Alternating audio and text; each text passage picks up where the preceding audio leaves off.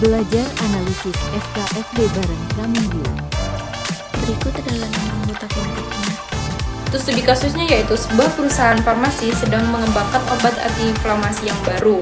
Setelah melakukan uji farmakokinetik, obat menunjukkan Cmax yang tinggi dalam 30 menit pertama, tetapi efek antiinflamasi baru terlihat setelah 2 jam.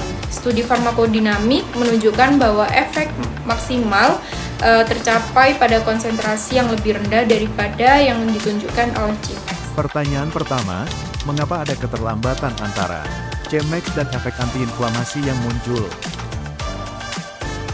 Keterlambatan antara Cmax dan efek antiinflamasi terjadi karena kadar obat di dalam plasma belum mencerminkan kadar obat di dalam tempat targetnya. Jadi penyebab utamanya itu karena distribusi ke jaringan target, obat butuh waktu untuk berdifusi ke jaringan inflamasi, sehingga efek tidak muncul dengan bersamaan dengan Cmax. Kemudian untuk mekanisme aksinya tidak langsung karena obat seperti NSAID dan kortikosteroid itu dapat menghambat sintesis mediator peradangan.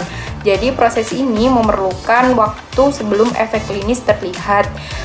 Kemudian untuk histerisnya ada jeda antara kadar plasma dan efek farmakologis. Efek maksimal sering muncul saat kadar plasma mulai menurun. Pertanyaan kedua, berdasarkan studi FK dan FD, bagaimana cara menentukan dosis yang optimal untuk pengujian klinis? Penentuan dosis optimal berdasarkan farmakokinetika dan farmakodinamik dilakukan dengan menentukan parameter utama seperti Cmax atau konsentrasi obat tertinggi dalam plasma, Tmax atau waktu tercepat konsentrasi maksimum, AUC yaitu total paparan obat terhadap tubuh, dan Emax yaitu efek maksimum yang dapat dicapai, dan EC50 atau EC90 yaitu konsentrasi yang menghasilkan 50% atau 90% efek maksimal.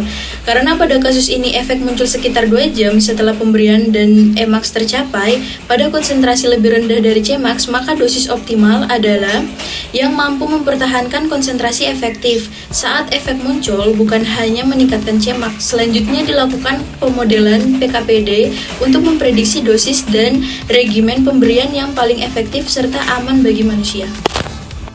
Penentuan dosis awal dan uji klinik dihitung dari Noel menuju ke HED, setelah itu ke safety factor untuk dosis aman fase 1.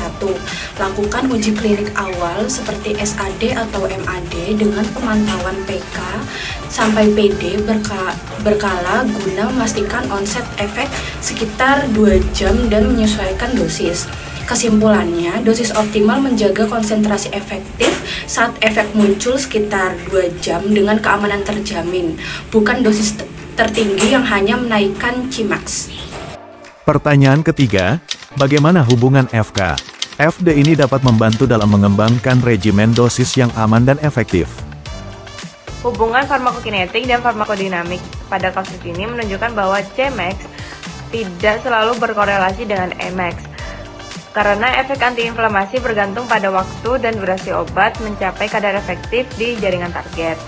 Pemahaman ini membantu menurunkan dosis, interval, dan menentukan sediaan optimal agar obat tetap dalam rentang terapeutik tanpa menyebabkan toksisitas. Selain itu, analisis farmakokinetik dan farmakodinamik memungkinkan pengembangan regimen dosis berbasis data yang menyeimbangkan efektivitas dan keamanan, misalnya dengan penggunaan formulasi pelepasan lambat atau pembagian dosis untuk mempertahankan efek stabil. Pendekatan ini juga mendukung prediksi hasil klinik lebih akurat serta efisiensi dalam pengembangan obat baru. Mungkin itu yang dapat kelompok kami sampaikan. Terima kasih atas perhatiannya. Kurang lebihnya mohon maaf. Wassalamualaikum warahmatullahi wabarakatuh.